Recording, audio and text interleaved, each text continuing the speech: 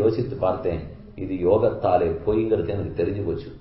ஆத்ம விஷயமான சிந்தனம் இருக்கிறவன் சரீரத்தை கவலைப்பட மாட்டான். அதனாலதான் நான் அகரவே இல்லை அப்படின்னு ஜனகன் யாஜ்ஞவல்கிய இடத்துல சொல்ல, ஜனகா கிட்ட சொல்லாதே, உட்காந்துருக்கிறவள்கிட்ட சொல்லு, எனக்கு தெரியும் நீ யாருன்னு. ஆனா இவர்கள் ஆறுன்னு புரிஞ்சுக்கிறதுக்காகத்தான் சொன்னேன். ஒத்தொத்தருக்கும் சரீரத்தில் ஆசை ஜனகா. அதனாலதான் என்ன கிடைக்குமோ கிடைக்காதோன்னு ஓடினார்கள். இதோ ஜனகன் நகராம உட்கார்ந்தார் பாருங்க. கண்ணனுடைய கீதையில் யாருடைய பேரையும் அவர் சுலபத்துல சொல்லிட மாட்டார்.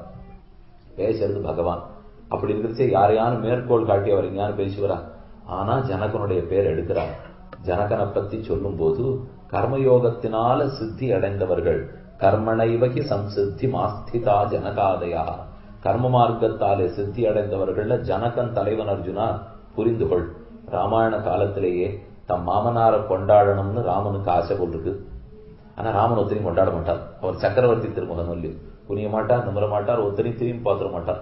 அவர் இருக்கிற இடத்துலதான் அவர் இருப்பார். அதனால இந்த மாமனாரை கொண்டாடுறதுக்கு வாய்ப்பு இல்லை.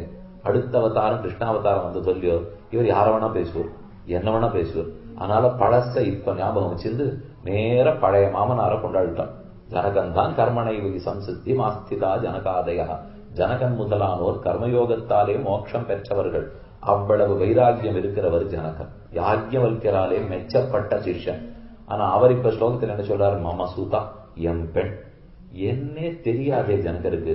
இப்ப என்ன திடீர்னு எம் பெண்ணுன்னு இந்த ஸ்லோகத்துல சொல்றார். வியாக்கியானத்தில் எழுதினார், மமகாரம் துளி கூட இல்லாதவன் கூட சீதையை பார்த்தா எம் பொண்ணுன்னு சொல்லிக்கிறதுக்கு ஆசைப்படுவான். அத்தனை குணவதி சொல்லி அவள். அதனாலதான் அந்த குணசாலினியான பெண்ணை பார்த்து இவ என் பொண்ணா இருக்க கூடாதா அப்படின்னு யாருமே ஆசைப்படுவார்கள்னா அதைத்தான் ஜனகனும் சொல்லிக் கொள்ளுகிறான். ஜனகானாம் குலே கீர்த்தி ஆஹரிஷ்யதி மேசுதா, மேசுதா என் பெண் சீதை. ஜனக குலத்துக்கே சுந்தர்.